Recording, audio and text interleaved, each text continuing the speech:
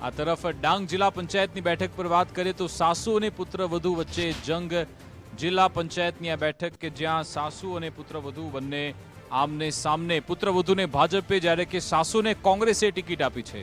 પુત્રવધુ અને સાસુ વચ્ચે અહીંયા જંગ જામ્યો છે। તમે જુઓ, ક્યાંક દેરાણી જેઠાણી તો ક્યાંક પુત્રવધુ અને સાસુ વહુ બંને આમને સામને। સાસુ જૈનુબેન બાગુલ કે જે કોંગ્રેસ પક્ષમાં, જ્યારે કે ભાજપ તરફે જૈનુબેનના દીકરાની પત્ની પ્રિયંકા કુંવરે ફોર્મ ભર્યું છે। હવે આ સુબીર તાલુકામાં સાસુ વહુ આમને સામને આવ્યા છે। ભારે રસાકસી આ જંગમાં પણ જોવા મળશે।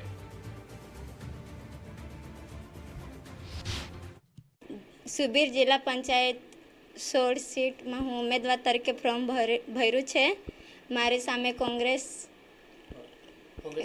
કોંગ્રેસ પાર્ટી છે, એમના સામે હું જીતીશ એવી આશા છે મારી। 16 જિલ્લા પંચાયત ઉમેદવાર કરું છું। મારી સામે વહુ સાથે લડાઈ થાય છે।